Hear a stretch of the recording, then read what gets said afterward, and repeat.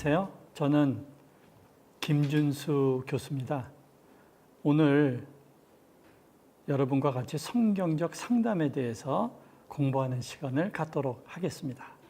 성경적 상담은 무엇인지, 그리고 그 원리는 어떤 것들이 있는지, 또 성경적 상담은 어떤 과정을 통해서 생겨났는지, 구체적인 상담 방법은 무엇이 있는지에 대해서 여러분과 같이 공부를 하도록 하겠습니다.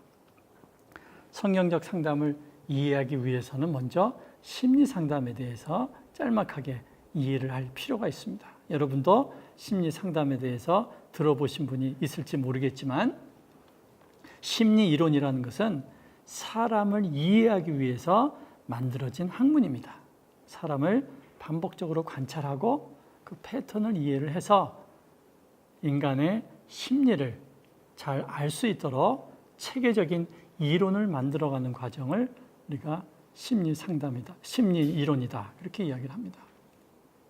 그래서 심리 이론은 각 심리 이론이 인간을 어떻게 보는지, 또 인간의 문제의 원인을 어디에서 찾는지, 그리고 그것을 치료하기 위해서 어떠한 목표와 과정을 사용하는지를 가지고 있습니다.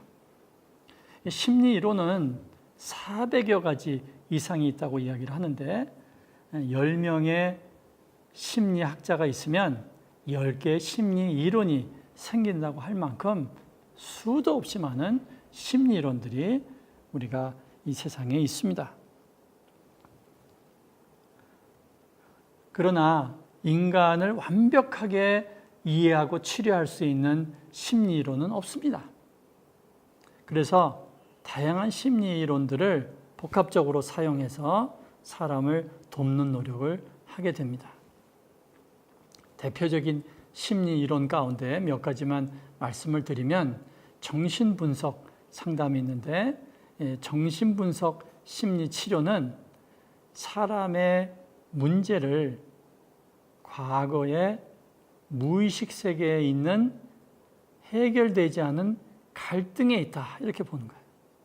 그래서 그러한 현재 나타나는 문제를 이해하고 치료하기 위해서는 본인이 알지 못하는 무의식 세계 속에 있는 해결되지 않은 갈등을 끄집어내서 그것을 의식화시켜서 오늘의 문제를 해결하는 데 도움을 주는 것입니다. 거기에 비해서 인간중심 상담은 인간을 모든 문제를 스스로 해결할 수 있는 그런 존재로 보는 거예요. 그래서 인간이 문제를 갖는 것은 자기가 스스로 해결할 수 있는데도 불구하고 내면이 혼란해져 있어서 그것을 해결할 수 있다는 것을 인식을 못하고 있기 때문에 문제를 헤어나지 못한다는 거죠. 그래서 인간중심 상담에서는 무언가 해답 또는 방향을 제시하기보다는 내담자의 말을 경청해주고 공감해주는 과정을 통해서 내면이 좀 더 정리가 되고 스스로 해결해 갈 수 있는 힘이 있다는 것을 알 수 있도록, 통찰할 수 있도록 도와주는 심리 이론이라고 볼 수가 있습니다. 이외에도 인지행동 상담 이론들은 인간의 문제가 사람의 비합리적인 신념, 비합리적인 인지에 있다, 이렇게 보는 겁니다. 그래서 비합리적인 신념을 어떻게 합리적인 신념으로 바꾸어 주는가, 그걸 통해서 상황을 보는 관점을 바꾸어 주고 또 문제를 해결할 수 있도록 도와주는 것이라고 할 수가 있습니다. 이외에도 게스탈트라든지 교류 분석이라든지 현실 치료라든지 다양한 심리 이론들이 있습니다. 그러나 이러한 심리 이론들은 나름대로 기여하는 바가 있어요. 그러나 이 심리 이론들이 온전한 인간 이해와 문제에 대한 해결책을 제시하지는 않습니다.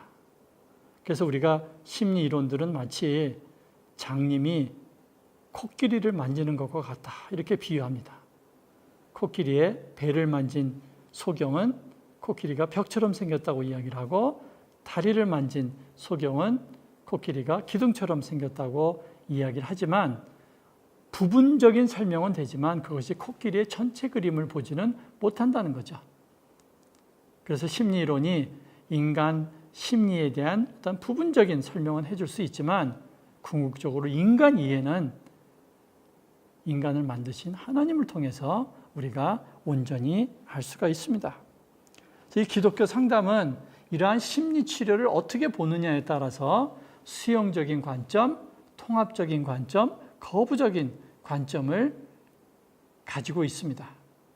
그래서 어떤 기독교 상담은 적극적으로 심리이론을 수용해서 돕는 기독교 상담을 하기도 하고요.